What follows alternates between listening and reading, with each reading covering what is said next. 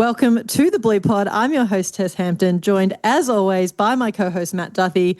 Matty, if I'd told you 2 months ago we'd be 7 wins on the trot and in the 10, you would have thought I was mental, but here we are. First team in history to lose 7, then win 7 in a row. Isn't that unbelievable? I'm not sure it's a stat we want, but given how we started the season, I'll certainly take it. If you're new to the pod, welcome. If you found us on YouTube, thanks so much. Hit subscribe. Or if you're an OG listener on the podcast apps, thank you so much for tuning in. And you can listen to us on YouTube at the Blue Pod YT or at the link in the show notes.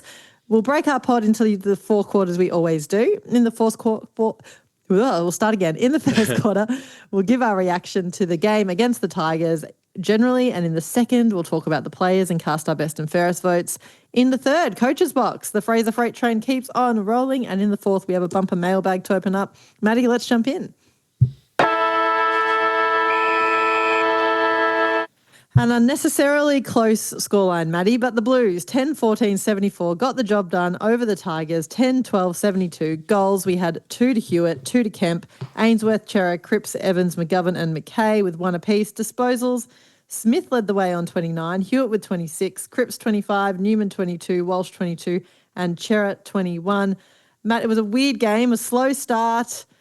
We had plenty of chances to put them away that we didn't take, and then that really bizarre finish at the end with the deliberate behind. What do you make of that weird one? And also shout out to Tom Lynch for having the yips, because otherwise it could have been a different game as well. Yeah, he's won it for us twice this year. Thank you, Tom. Yeah, bit of a weird game. Gave me Essendon vibes. So I credit to Richmond. I thought they started well, and then we fought back well. But then a bit like the Essendon game, I felt we sort of got dragged down to their level. And then the second half was the rain came. I mean, we can make a lot of excuses. Ultimately, we got the win, so it's not so bad. But I feel like we just don't play as well against these low teams, perhaps. We haven't I think we play better against teams that are a bit more expansive with their ball use and show we're able to exploit them a bit more, whereas teams who sort of park the bus a bit, I think we struggle to get our game rolling. And then we obviously had the rain come pretty heavy, which short game, short kicking. Once again, probably not in our favour. And then we all know Lewis Young went out with a concussion. We had to reshuffle a little bit. So we had a few things to overcome. Well, and then also we had all the whole umpiring debacle at the end. So look, I think I sort of agree with the sentiment of a lot of the players of we'll just take the 4 points and move on to next week a little bit. Yeah, I agree. That's an interesting comment, Maddie. So do you think it's the game style of these more lowly teams that doesn't work well for us, rather than a between the ears, we just don't get up when we're expected to win as much? Yeah, so we've had the 3 games. We've had West Coast, Essendon and Richmond now. We did well against West Coast, who are probably maybe looking to, I don't want to say play the right way, but, sort of play a bit more adventurous, where the teams like Essendon and Richmond are stuck down the bottom and just trying not to get smashed. What was the stat? Richmond's won 4 quarters in the last 6 weeks or something. Now make it 5 in 7. They had their biggest score any quarter against us in quarter 1 this year. So I think with our way we play, I think if teams just try essentially take away our strengths, I think our game plans, I think we haven't had enough depth to what we do to be able to come up with, I guess, alternative ways to score. So I think if teams are willing to shut down what we do and not worry about themselves too much, I think we're always going to struggle to put scores on the board, and then it becomes a grind and the other team kicks a few and it just becomes way closer than it needs to be.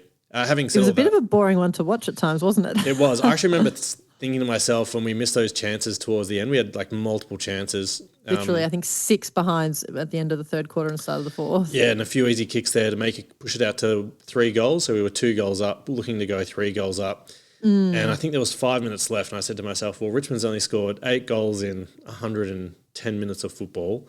Surely they're not going to kick 3 in 5 minutes, and they kicked 2, didn't they? So they almost got there. I shouldn't have even looked at it and thought about it. It should never have been that close, but somehow it was. It was interesting. We did start a bit flat, and we knew Richmond are always up for this game. They are. Even the They way love the it. pre-game, what was with the pre-game fireworks and stuff? It's just... It's a big game for them. Yeah, it was. No, they seem to love trying to beat us for some reason, but we've beaten them twice this year, which is nice. I don't know if we did it last year as well, but I can't remember last time we beat them twice in the season. I remember last year, round 1, we lost to them, and it was the beginning of the end. Yeah, so yeah. So it's probably the first time. Maybe blocked that out, PTSD. Might be the first time in a long time. Should have done a quick Google that we've beaten Richmond twice in one season. Yeah, well, that would be a nice stat, and they haven't been convincing wins, it must be said, and we kind of started flat, but I kind of feel like that tussle on the siren after Walsh gave away that free. And then, to be honest, should have been reversed because they rubbed his hair. The head rub. I know. It wasn't probably. There was a bit much going on, but that's the rule now, isn't it? That's the rule. Anyway, there was a bit of a tussle. I thought it did bring us to life. And then Cripps, obviously, at the start of the second with that captain's goal, caught them snoozing and ran in and that was big. Got it going. So the second quarter was definitely the most enjoyable. My highlight of the second quarter wasn't even the Cripps goal. I'll tell you what it was, Maddie. It was that Taylor Byrne hit up of Ainsworth. He was in the pocket and instead of snapping at the goal, centered it to Ainsworth directly in front. Yeah. That was beautiful. But generally speaking, go on, Maddie. I was going to say he was within his rights to sort of have a snap too. Left foot, right spot in the pocket, but it was a beautiful centering ball. It was beautiful. And Wilson had some nice moments. That was our best quarter by far. But the third quarter, like you said, the rain came down. Lewis went out with a concussion. We shuffled the magnets and it became a bit of a tussle, that's for sure. But we just we can't put a team away. We had those 6 chances. We had Jagger, I won't list them all, but Jagger did that holding the ball, was directly in front, could have kicked it. Byrne had a chance. Ison had a chance. Georgie Hewitt, who had a great game, we'll talk about him next quarter, finally got the goal that should have sealed the deal.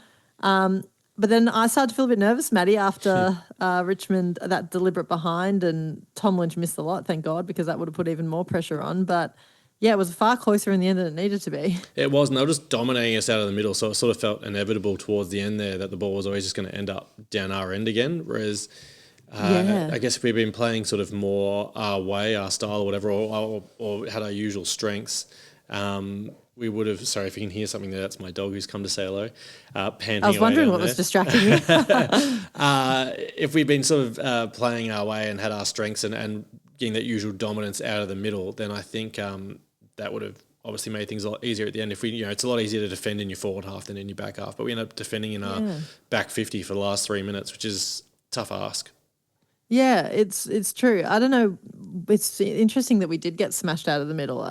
We were lucky because the defence was seriously undermanned and performed really well under the circumstances. But I guess it's good to win games when you don't play that well. But the midfield had a lot of room for improvement. We were getting smashed out of the middle.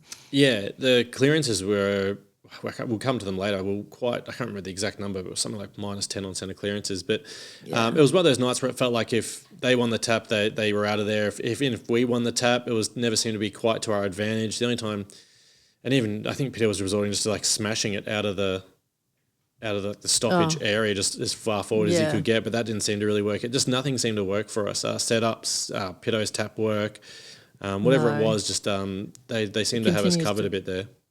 It was a problem. So we think we're done. Haynes crosses the line. Yes. I'm going to say it. He crosses the line. Nothing's called, so he then walks back over and gets the deliberate free. Yeah. Boggles the mind, Maddie. What did you make? I mean, we're biased. If you're tuning into the Blue Pod and you're anything but a Carlton supporter, you'll be unsurprised to hear that we think that was madness. But, Matt, you might be more measured than me, but it seemed crazy. No, the thing that sort of annoyed me was, and I guess they can't always just go on what players say because then players will always lead the umpires down the garden path. But Haynes went straight to them and said, review it. It was like a behind before that. Yeah. It's a stoppage in play. You could see the ball was really close to the line. I'm surprised the umpire, if anything, the umpire maybe should have just gone to the other goal umpire and been like, are you certain it never crossed the line? Yeah, exactly. Should we just review this? Yeah. And if the goal umpire was like, if the goal umpire obviously did think it, but if the goal umpire had been asked the question and said, I'm certain, then that's just a straight umpiring error. Human and what error, can you do? But the fact that it was yeah. never consulted, I think, is a bit annoying.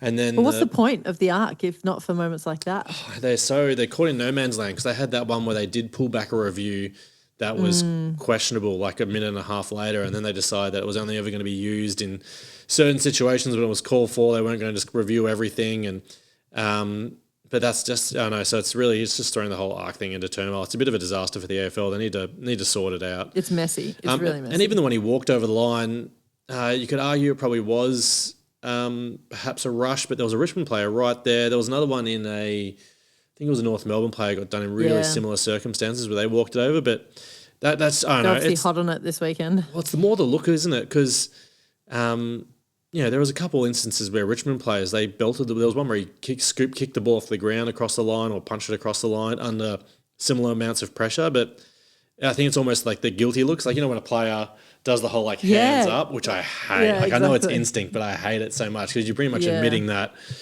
You've done something. Or something looks bad. You're sort of saying, hey, like Yeah. it looks like a free, but it's not, sort of thing. Or it's just a terrible thing to do.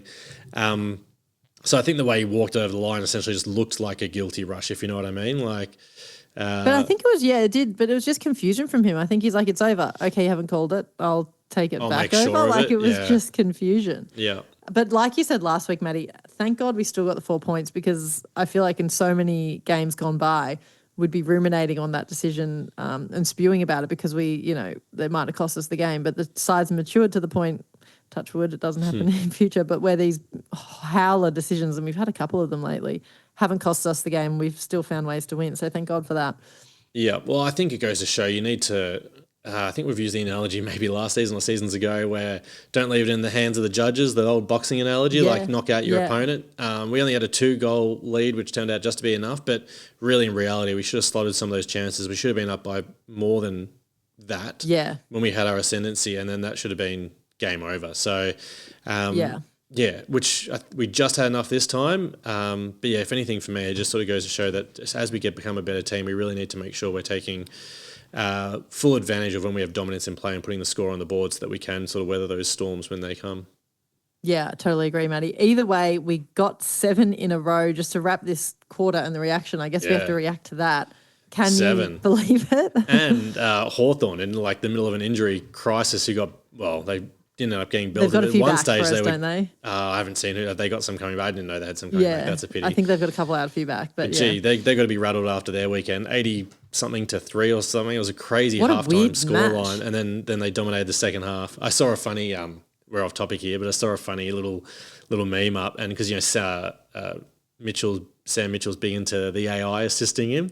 And it was like runs out of Claude tokens and they show the score getting away from them and then purchases more Claude tokens and then it goes back up the other way. Claude, what is a inspirational quarter time address when my team's being pumped? So, Matt, Nick Watson's going to return for them.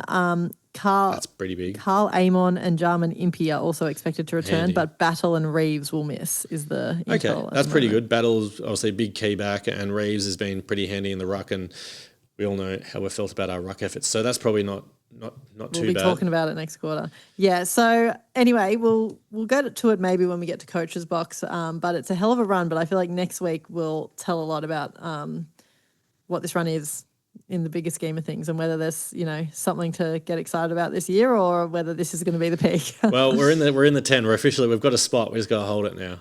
Yeah, which is pretty amazing. All right, Maddie, let's jump in the second quarter and talk about the players.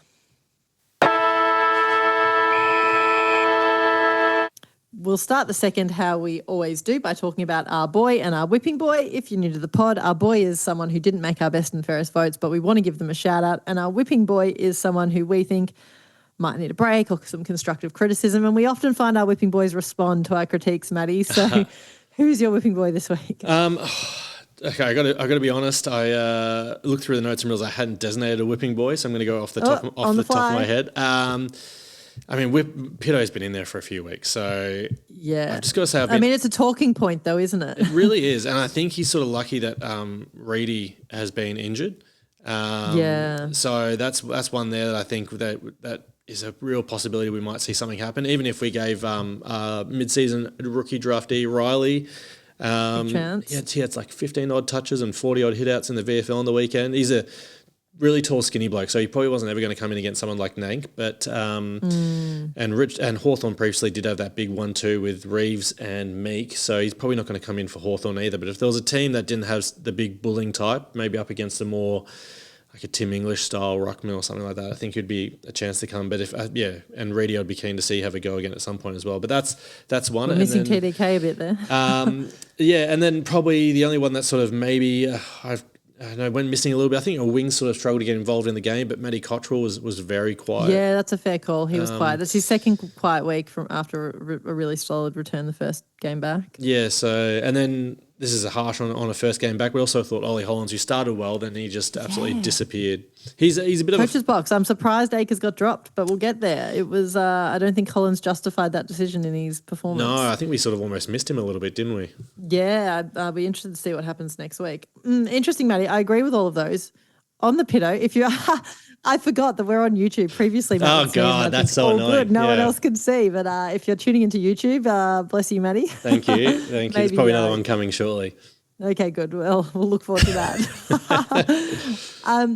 On the pedo thing, I thought he did a little bit more around the ground. but Around the tap ground work's a better, problem. but tap work is Yeah. becoming a real issue. Yeah, you're right. I thought his Yeah. work around the ground was improved this week. You saw him, I thought, competed well for marks and he was well positioned. And I think he's a smart guy, so I think he normally does the right thing. He positions himself well and he knows what needs to get done and very team orientated player. I just, I think it's just it continues to be a weakness for us this year.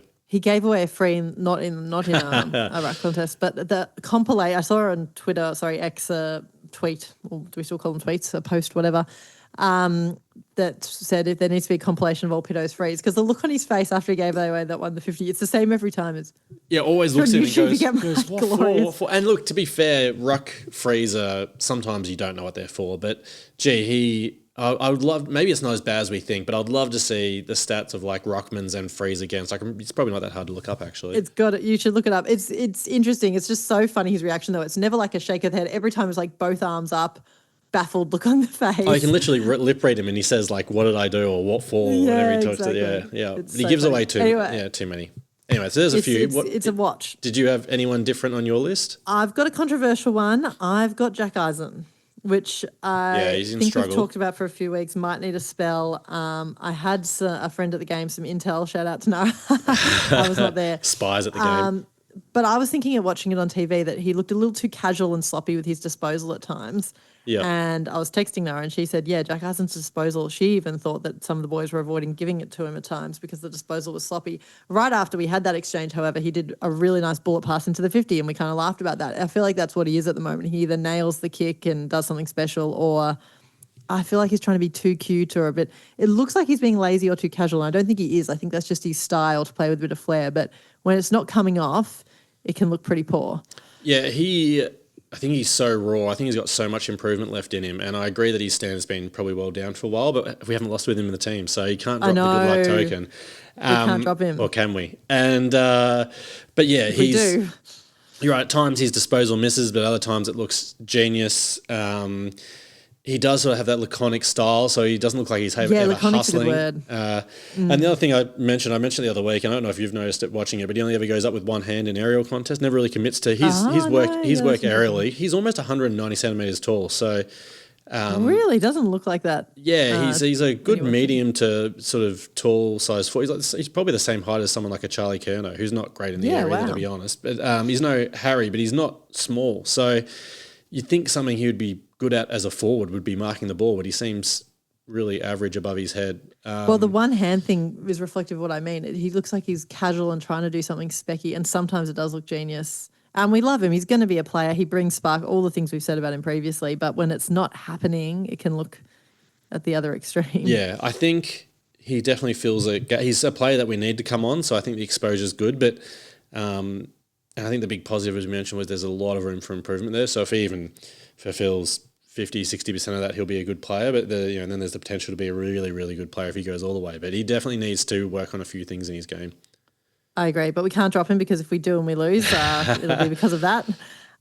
Your boy, Matty, some options this week, no doubt. Yeah, I mean, my thought goes straight to Byrne, who either seems to be the whipping boy or the boy every week. But I thought once again, really good effort from him. Didn't get the scoreboard this week, but managed to get 12 touches and.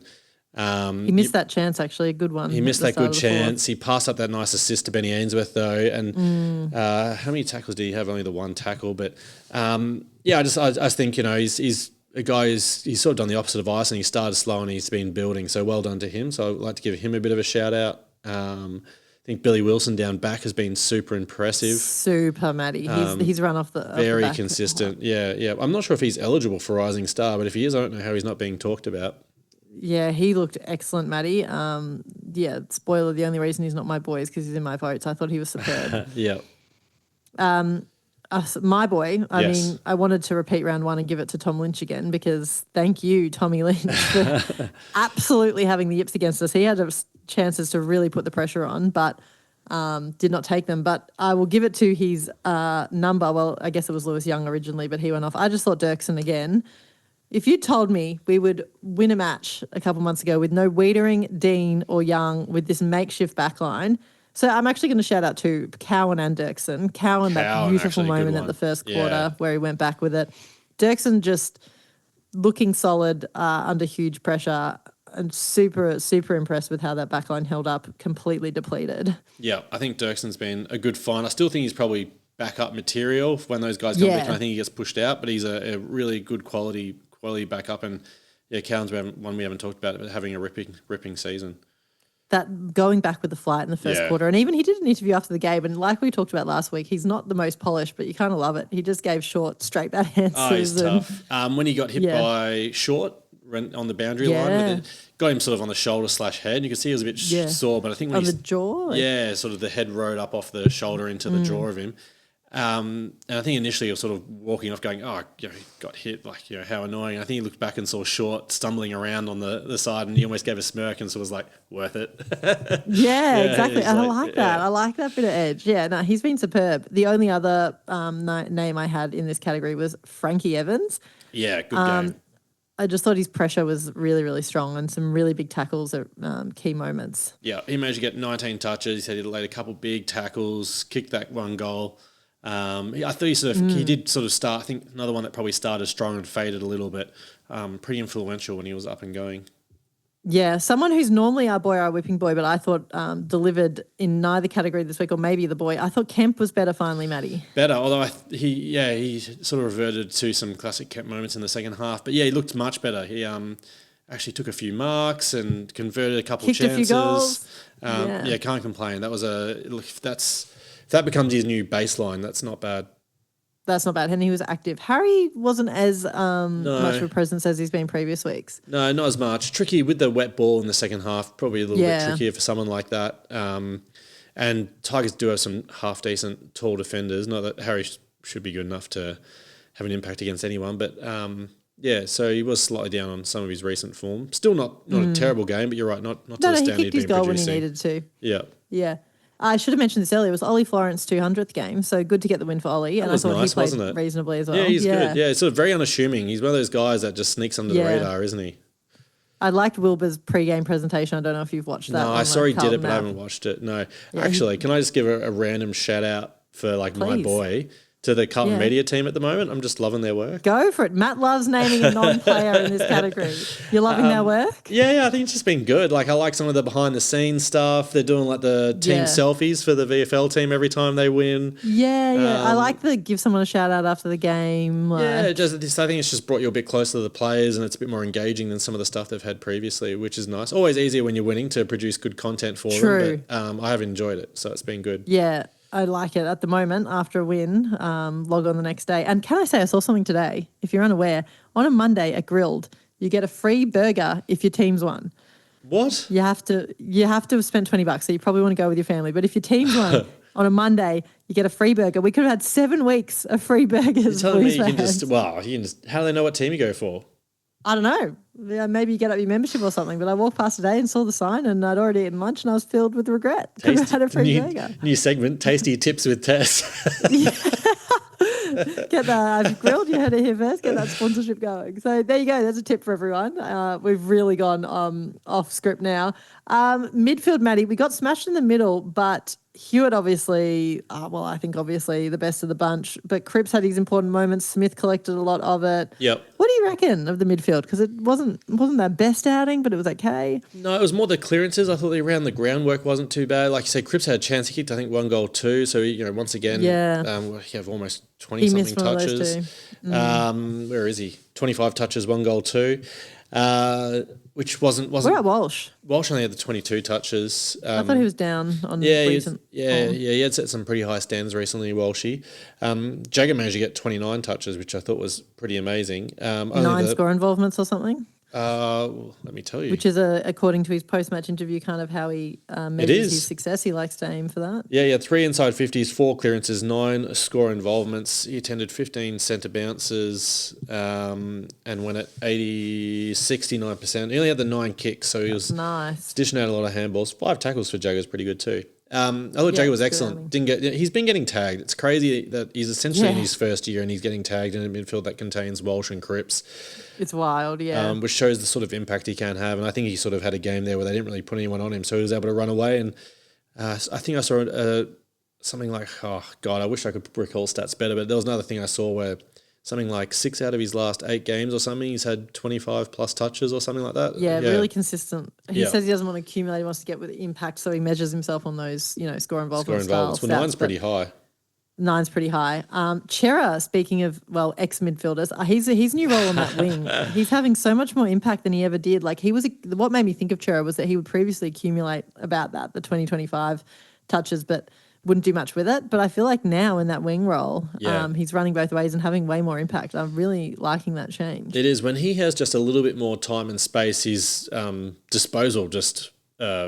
effective disposal just rockets up, I reckon. Like, he's actually quite a nice kick when he has a bit of time and space, but under the pressure, I think he sort of struggles with it a little bit.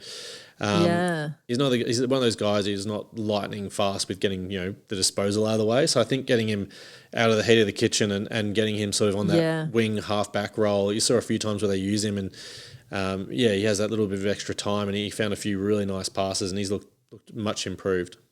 Yeah, totally agree, Maddie. We've kind of already talked about the back line. I guess Haynes we haven't talked about and apart from that moment, but I thought he was really strong. Yeah, loved Haynes. He's been in a rich vein of form of late for someone his age. I mean, everyone, you just assume he's not getting Maddie, a contract. Maddie, you potted him at the start of the year. Well, I still don't see how you give him a contract next year. You have to. You almost have to. Speaking of.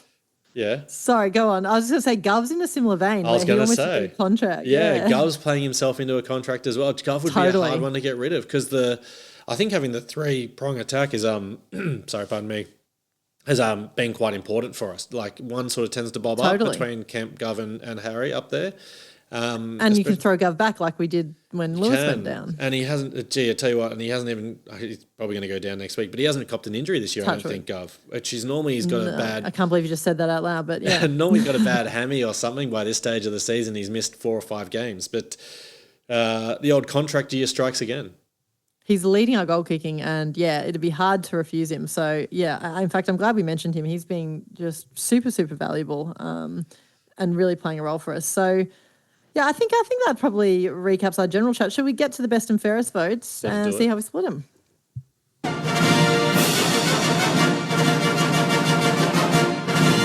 All right, each week Maddie and I get 10 votes. We can't give any one player more than 5 and we have to cast all 10 in the Blue Pod BNF. Before we get in, Maddie, I have to issue an apology. He says he doesn't need it, but last week I slandered our good mate Lukey Ryan saying he hadn't given me an update, so I'd have to wait for next week. And he sure had given me an update. That is poor. I just hadn't seen it. He sent a message. He's so lovely. And he's just like, just making sure you received the message. I did send it. And I'm like, shame on me. It tracks that I was the one that was wrong and Luke was reliable. I do like the way I've weaseled out of a job and now you're the one getting in trouble for it, which worked out brilliantly. I don't know how it works, but all that's to say is Luke, Mr. Reliable, has delivered me an update yet again on our leaderboard. So at the moment, Maddie, we have Sam Walsh in first place at 52 votes. Very even. You've given him 27, I've given him 25. Cripper closing the gap, though, on 41. And then there's a big gap between second and third. We got Jagger Smith in third on 24 votes. That's pretty impressive. Matt Carroll still holding down 4th spot. That's impressive. Imagine if he hadn't gone down. Oh, that was 16. A pity. Will Hayward has 16 as well. And then Harry Dean has snuck up in 15 votes. So that's an interesting leaderboard there, Maddie. How did you cast your votes this week? Couldn't go past Huey for the 3 votes. So I went 3 votes Huey. Almost it's a bit like the rising star thing. If they play well for about 3 or 4 weeks, they end up getting the nod. I feel like he's been he's been up and about for a while, and I feel like I haven't probably given him quite his due. So I gave him the 3 votes, a couple goals, and whatever it was, 25 plus touches. Sealed the game, I think the icing on the cake is his ability to snag a goal each week has been pretty impressive. Huge. I saw a stat that said he's kicked 8 goals in his last 8 games, and this is possibly not spot on again, but something like this. But in the 26 games prior to that, he'd kicked 8 goals. So he's kicked a goal a week in this patch compared to, bobbing up every now and then prior. So that's been huge. Well, he has been resting forward. But the other thing I like about the way he's been resting forward is he gets his goals in different ways. So sometimes it is like a little hit up and mark and goal set shot, but he got that one out of the pack as well. Yeah, good at drawing a free. On the weekend, good at drawing a free, knows what he's doing. So, 3 votes to him. And then on 2 votes, we've got Father Time Never Gets Me, Mr. Haynes. And then we've Good, got Jagger with 2, and I gave Frankie Evans 2 in the end. I thought just well done Nice. to him. Just really influential. A couple of those chase down tackles, I was just loved it. Yeah. And then Cripps a single vote to round it out. So 3 Hewitt, 2 Haynes, Smith, Evans, and 1 to Cripps. Like it. We've gone a little bit different, except that I did give Hewitt the 3 for the same reasons. He was a standout. I gave Chera 2 this week. I thought he had a big impact. Yep. And then I split my other 5 with 1 apiece to Smith, Cripps, Wilson, Haynes, and Kemp. Yeah, I thought about Wilson and Kemp deserved an inclusion this week. I thought Wilson was hugely influential, and I was really, really impressed with his game. I know he's been, again, accumulating for a few weeks, but gosh, he's what we've been asking for, that movement off halfback when we need it. I think it's fantastic. Most impressive thing about the young guys we've brought in is they've offered something different. They're not they've offered a point of difference. So Wilson with his runs, Smith with his light feet and quick hands. Dean sort of just keeps tough down forward. back, whatever. But they've all brought. It's just like you haven't brought in a clone of another player, and they sort of they've brought something unique and valuable to the team, which has been really handy. It's fantastic. It's going to be very interesting for contract years for the likes of Sard, Williams, those players that are in the VFL. Well, that's writing on the wall for a few there. Not getting a look. Yeah, exactly. Yep. All right, let's jump into the third and look at things from the coach's box perspective.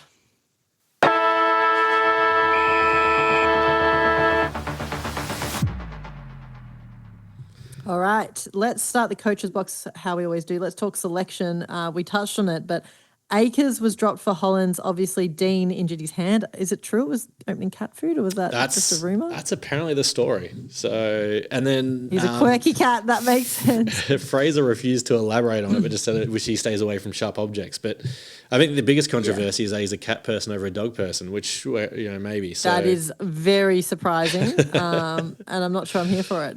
You and I both own dogs. Yogi, if she's still there with you, would be horrified. Yeah, she's sleeping away through it. She's sleeping away through it. But the Akers for Hollands call for mine was surprising. I know Hollands had a really good game against the Doggies before he got injured and went out of the side, but Akers has been pretty huge for us the last few weeks. Really I don't think he deserved to come out, and I'd be pretty happy to see him come back in. Yeah, the thing, some of the logic to make, Akers been playing pretty well, but you can see he's got the shoulders, they pop out, looks like every game. True. He'd had a few hits and he looked a bit sore. So you wonder how much of it was Akers being a bit sore and Ollie had been playing all right in the twos and they wanted to give him a run. But yes, I feel like the output that Akers was getting was a fair bit above Ollie Hollands. Ollie Hollands is a funny one to me. He's one of those guys that he looks like he can play AFL well, but you just don't know where. I don't know where he fits in the team. I thought the wing was a good role for him. Yeah, but more and more the wing, you want someone. It's not a bad role for him, but. Because he can run all day, so he's obviously going to cover a lot of ground and get in good spots. But the wingman's almost become like the Akers sort of style wingman, where you're a bit bigger bodied, can take a mark, becomes really important when pushing forward. Yeah, that's true. So Matty Carroll's obviously did really well, but he's like 192 centimetres or something, so he's quite tall as well. He's a big wingman. So that ability to have an aerial impact, I think, is big. And I think the other thing that is hurting Ollie is his disposal's just, I wouldn't say it's bad, but it's just not good. It's just average. You want someone like that. I think he sort of has a few tricks in his bag that he just doesn't have compared to some of the other guys, and I feel like he needs one of those to sort of elevate him on the wing there. I don't think it's the worst spot for him, but I think he'll get pushed out by other guys that are got some of those skills. Would you retain Cottrell or Hollands? Like, what are you thinking? Let's just do selection for next week now. We're having the conversation. What would you be changing? I mean, I guess it depends who we've got available in terms of defensively. Yeah, well, Cottrell played, the best game he played was that funny game where he played essentially like a forward on lockdown. So I'd probably be tempted to drop Cots for Akers would be the way I'd be thinking, and probably keep Hollands in for another week. So Dean's coming back, so Young comes out obviously with concussion Young, protocol. Sorry, yes, of course, yeah. Anyway, Wiedering, where is Wiedering at? Like, I would like him back for this game. No, I think word is he's out for 4 or 5 weeks. Yeah, that's what I was fearing, but they've given us no update, so I was holding on to hope he might be having a quick turnaround. I can't remember where I saw it. I heard the rumour that he was out for a long time, and then I saw somewhere, or maybe it was just on the Channel 7 footage coverage, or they say he's out for the rest of the month. So there's a few sources saying he's gone for a little while. That's going to be interesting. So I guess it's just possibly just those 2 changes then for now. Yeah, I don't think we had any other injuries. Unless we try to do something with the ruck, but... Yeah, I don't see it this game. I think, No. as we talked about, the Hawthorn boys are pretty big boys, so you can't fling Riley to him. I don't know if Reedy's ready to go yet. Yeah, interesting. All right, Matty, give us the team stats for this game. All right, so team stat wise, we had a fair bit more of the ball there, or plus 50 on disposals. The ratio of kicks to handballs was pretty similar. Inside 50s dead even in the end, 49 Interesting. each. Free kicks dead even in the end. Hit outs we actually won by 1, but we lost clearances by 12. So minus 12 on clearances is an absolute thumping. Yeah, that's a and it was in centre clearances and around the ground. So in centre clearances we'll minus 5, and then around the ground we'll minus 7. So got really beat up in there. I think that was probably one of the key stats. Matt's key stats. Yeah. Matt's key stats. I like it. Add that to Tessa's tasty tips. We did win the contested possession, which is always important for us though, by plus 14. Then as I just go down a little further, marks inside 50 I thought was an interesting one. We had 17 marks inside 50. You'd think taking that many marks inside 50, you may have had a higher score. A lot of those marks were obviously out wide and we struggled to convert. But yeah, it's a good result just without it really counting for anything, unfortunately. And then tackle-wise, they actually out-tackled us 61 to 57, but the pressure was up slightly. And Richmond really had the 6 tackles inside 50. For a night where it was wet, I guess probably shows maybe we didn't have the ball locked down there as much, but they had the 13 compared to our 6. That's down. We've been up around that 15 mark ourselves most weeks. So yeah, that's pretty low compared to recent weeks. Down on tackles inside 50, we lost clearances badly. Yeah, that's interesting. So one we got away with a little bit, but nonetheless, we have 7 on the trot. We've actually, Maddie, had a list of candidates for our coaching role released since we last had the pod. I'm just going to pull that up. I think we could probably remember most of them, but notably, Fraser not amongst them. Yep. Where are you at on that conversation? I think it's just very convenient to not worry about it for as long as possible. So surely he has to go through the process though. They have to put him through it just in case. Have some. If they've started interviewing people, but they know him pretty well. But if they've started interviewing people, I imagine there's an initial interview and a final presentation or whatever. You'd expect him, if the team keeps going well, to partake in that sort of final presentation part of it. Having no idea what the process is. But yeah, you can't deny him if we keep playing well. It'd be a stunning choice. And he does say he intends to be around next year, which is also super strange. It's becoming it's a good problem to have, but it's becoming a very awkward problem. It's an awkward situation, isn't it? I did feel like he changed his tune ever so slightly in the chat he had in the rooms. Again, go look at the Carlton content. It was with Fox. And he said, it's a bit of a self-reflection piece. I wonder if you ever feel ready, and I am learning a lot in this job, blah, blah. So he's ever so slightly tweaked his messaging, but nonetheless, naturally, if he wins a final or two like we talked about last week, you'd be mad. I think the way I think you got to look at it is you want the best person available. So Fraser's doing this well, but imagine if there was someone that was better than Fraser. Imagine the results we could get. But it does come a point where you go, even if Fraser was the second or third best candidate, because you don't really know what you've got till they step in the chair, especially if they're untried. There is that slight. So if you know that Fraser's resonating with the players and getting results, it may not be elite, but is very, very good. We'll take the known of very, very, very good rather than having a failure. So I think there comes a point where you just almost got to take what you know. And like you say, what if you appoint someone else that's then got to fill these shoes where they don't do as well? Initially, it's a good problem to have, but it's an awkward situation. I like that we're still going through the process and interviewing. Here are the names. Jamie Graham from Fremantle. That was one we hadn't talked about much, Maddie. Under the radar, perhaps because he's over in WA. Yep, totally. But apparently highly rated. James Kelly and James Rahali, how do we say it, from Geelong, the 2 assistants that we've talked about previously from over there. Yep. Not unsurprising. Daniel Jean Syracuse, Brendan Lade, and Corey Enright. Yeah.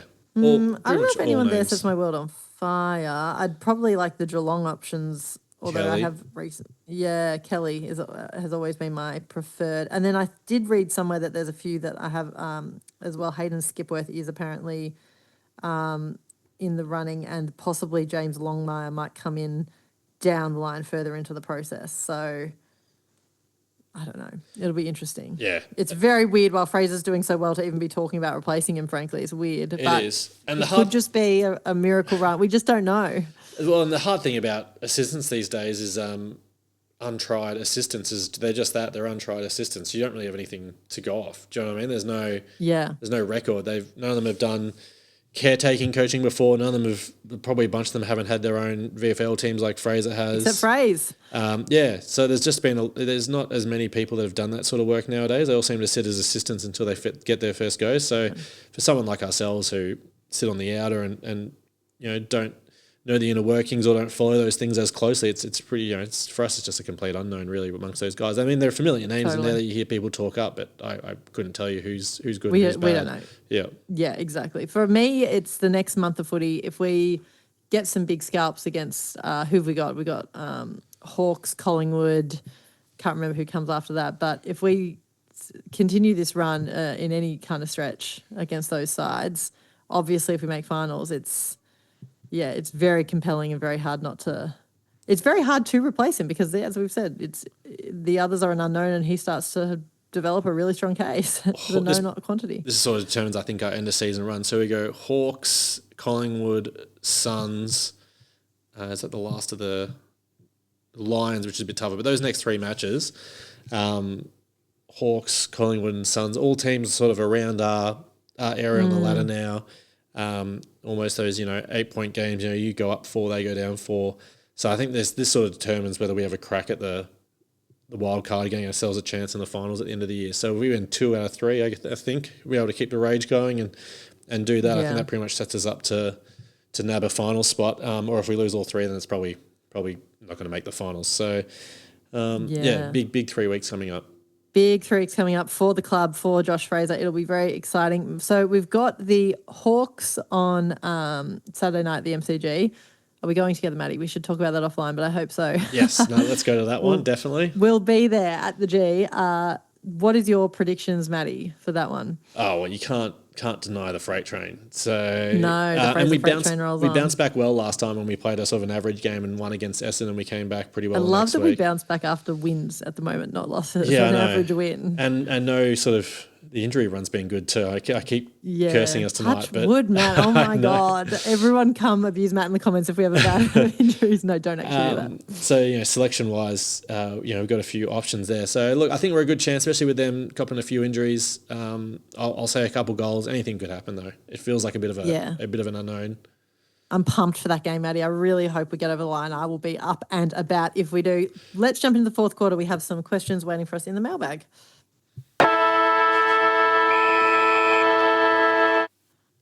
Okay, each week we ask your questions on Instagram at the.bluepod and on X at the bluepod. I'll start with our Instagram questions. We had some direct messages. This one's from Vince.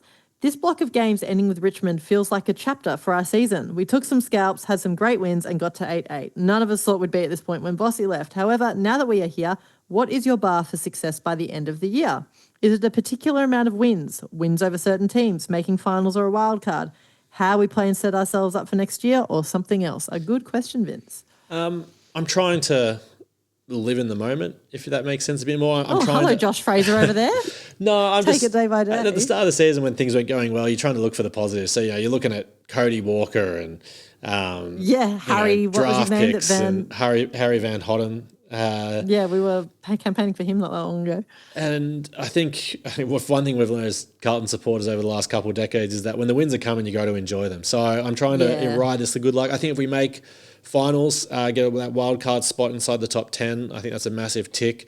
Even if we don't do that, and say we lost these next 3 games, but just the way the team played looked good. You saw the style of play was good and more competitive, and they were good games. The young guys kept playing well. I'd also be happy with that. Well. Yeah, what I just don't want to see is us just drop off a cliff and become uncompetitive and just revert to boring, unenjoyable football. Unfortunately, it's the sort of football we're playing at the start of the year under Voss. I just want to avoid that at all costs. And totally. The nice thing about this season is everything's a bonus. So to me, it doesn't have to be about the wins and making finals. I think we've got a nice thing about this season for a Carlton supporter is there's sort of almost wins either way. We drop down the ladder, it makes things easy for Cody. We go up the ladder, we have a chance of finals. So I feel like it's a bit of a win-win. So I just want to enjoy watching the football. It's probably my... Yeah, that's a really good measure. I think enjoy watching the team, see this continued joy out there, joy for the fans. If that means we make wildcard, great. If we fall out of that and nab Cody Walker, but the team's got a bit of momentum and is a team that other clubs like the look of and would like to play for, and coaches would like to coach. That's a better place than we were a couple months ago, no doubt about it. Yeah. Ian, Narrow Boat Guy, says, what's your thoughts on the ruck work? Pitto can do a few things, but on the whole can be frustrating. Is there anyone in the system that should come in and do a job, or is this something we need to address at a later date? Yeah, we touched on it. I think Reedy only got the one go solo rucking against Freo, up against probably one of the best players in the comp in Luke Jackson. So I'd love to see him get another crack at it at some point. Unfortunately, he's been out with a calf as well, I think, or something like along those lines for the last month or so. I feel like if he was up and going, I feel like he would probably be getting a crack at it. And we discussed Riley. I think it's a good long-term prospect, but he's I don't know don't know how he goes against the bigger bodies of the AFL world. Might need a few seasons to put a few kilos on, but he looks a promising prospect as well for us for the future. Yeah, I think we were sort of lacking that sort of ruckman on our list, a developing ruckman. So I think we've got it pretty well rounded at the moment. We are missing that elite talent, but it's probably not the biggest problem on our list, but it's definitely something that needs to be addressed. I don't see us solving it. I think we'll just be stuck with this setup for a while. We'll stick with it for now. Yeah. Isabel says, our players miss in front of goal too often. Is it a coaching issue or do you think individual? I will say clearly we're not the only ones with Tom Lynch's set shot kicking. Yeah, no, when you get the yips, you get it. But yeah, we did miss a heap of chances. Yeah, I think there was a week or so ago on one of the cast, words have escaped me when you watch it on television. But channels, telecast. Yeah. Anyway, broadcast. Broadcast is probably the word I'm going for. Yeah. They did say something like we're like the second worst set shot. Yeah, something like that. It was. Yeah, it was right down the bottom for converting goals, which is coaching issue or individual. Isabel says. I think it's a bit of both. I think you have guys who are naturally good set shots, but then obviously if the whole team sucks at it, then we're obviously not doing a very good job of training it. And we've often talked about the mental fragility of our team when we're favourites and things are going. When we go on a roll, we're really good. When things go bad, we're really bad. And I think probably goal kicking is just an aspect of that. Yeah, it's very mental. I mean, if you took any of them and put them 30 metres out in front and you're just having a casual kick. Training, they would never miss. Yeah, it's completely between the ears. Sam the Bald. That's funny. Says, is it time to give Eisen a rest and bring Flynn Young back? It's been a while since I've seen you enjoy it there. That's all. I was just surprised. Flynn Young, I feel sorry for Flynn. He's back in the VFL just putting up all right performances, but he's not banging down the door like he was at the start of the season, so I struggle to see him getting a gig anytime soon. Yeah, we've got Ollie's not up for it yet. We talked about that. Is Fraser the best interim coach of all time? I think he statistically probably is. Yeah, he equaled beat the record. I think it was 19. It was a Carlton guy. 1909, I think, was the last time a mid-season coach took over and had this many wins in a row. Wild. Kathy has an interesting question here. Why are we talking to Buku Kamas? That came out this week. The Bulldogs defender we missed the last trade period. Engaged. He's being played a bit out of position at the doggy, so don't judge him too harshly. He's not meant to be the big dog down there. He's more like a second or third tall type. I love him. And I think when you look at some of our players we talked about that are playing well, Haynes, Gov, Newman, there are some old men out there that aren't going to be there for much longer. So we are going to need a bit more depth and a few players in those spots. Matt is signing the papers of these old men. I'm loving what they're doing, but I'm just saying that I don't know how much longer they've got. You're right. Although apparently Lockie Neal's going to play on to 45 or something and $1 million a year down at Collingwood. It's a whole separate discussion. Yeah, I think when you start having like a Gava, Haynes and a few of those guys go out the door, you're going to need someone to cover them. And I think Buku Kamas as a second or third tall is not a bad option, especially if you get him for the right price. Reasonable price. Yeah, no, absolutely. I'm glad we're chasing it. Doesn't hurt to have some depth.